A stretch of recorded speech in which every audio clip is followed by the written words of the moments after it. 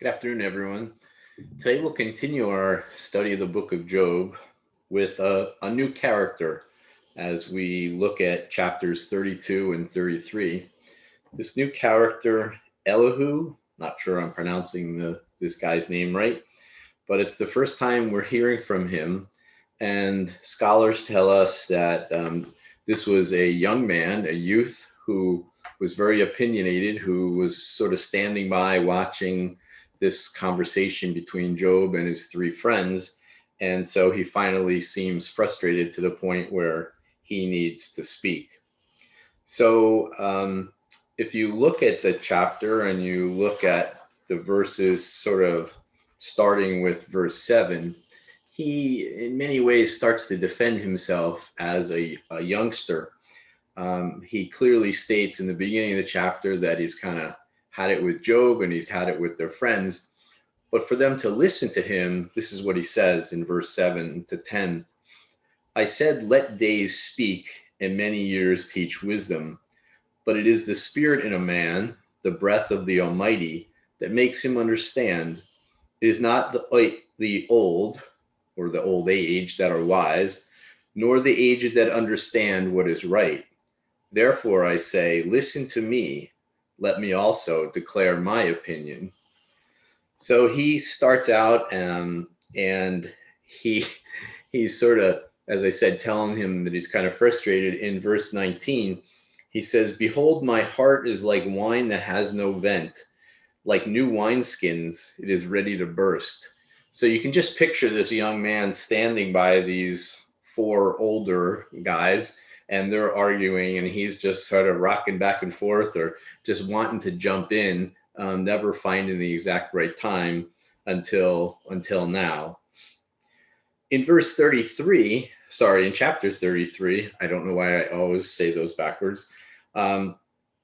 He starts his first speech, if you will, and he starts to talk about the fact that now that I've got your attention, let me tell you sort of what I'm thinking.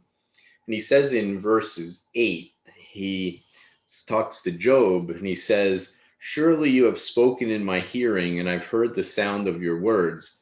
You say I am clean without transgression. I am pure, and there is no iniquity in me. In other words, he's speaking to, repeating what Job has said. He goes on, behold, he finds occasions against me, he being God, and he counts me as his enemy. So Job now saying that God is his enemy. He puts my feet in the stocks and he watches all my paths. So he's recounting what it is that Job is basically complaining about. But then in verse 15, he talks about how God communicates with people. He says, in a dream, in a vision of the night, when deep sleep falls upon men while they slumber on their beds, then he opens the ears of men and terrifies them with warnings. So there's an awful lot actually in these two what seemingly are simple chapters. Let's take the last part first about God talking to us in our dreams. You'll often hear people say that I don't really hear God speaking to me, or how do I know it's God speaking to me? And many others will talk about when they're at rest or when they're sleeping, they kind of feel that God has been talking to them. I can tell you personally that when I'm preaching on a given weekend, I basically, typically around the Tuesday or Wednesday night of the week before the weekend, I should say, I get almost the entire homily just shoved into my head. And I firmly believe it's the Holy Spirit. Now, why does it happen during the night when we're sleeping versus when we're awake? Probably because we all are just too busy. Probably because we just spend far too much time doing other things than sitting quietly waiting for God to talk to us.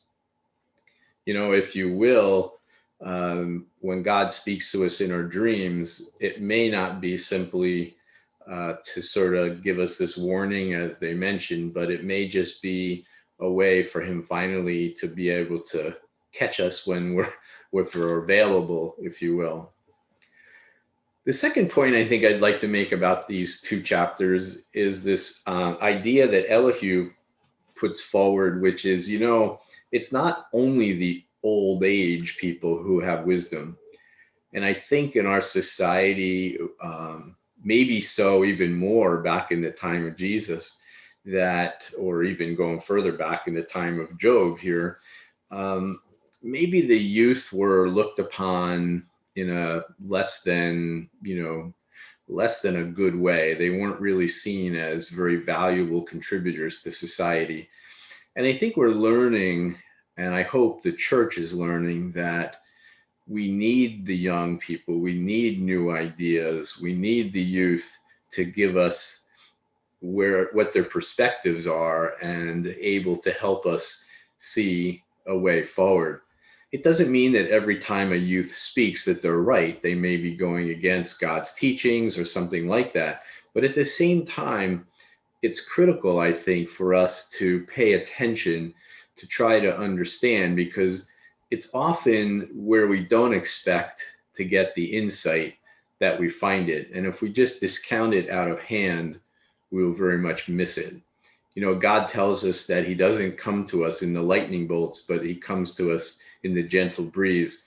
And I think that's sometimes true also with the younger people who might be bringing up something that we might just want to throw away, but we ought to at least listen and evaluate it in such that we can take it to heart and understand, is this something we should be doing differently or not? So I hope those two kind of points on these two simple chapters are helpful.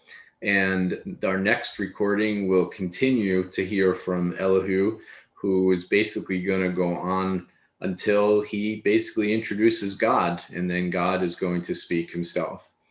So have a good week. I guess my next post will be probably on this weekend, and I hope everyone enjoys the weather wherever they are. It's getting very hot down here, but hopefully to my family and friends up north, it's not quite that bad. All right, so enjoy yourselves and talk to you soon.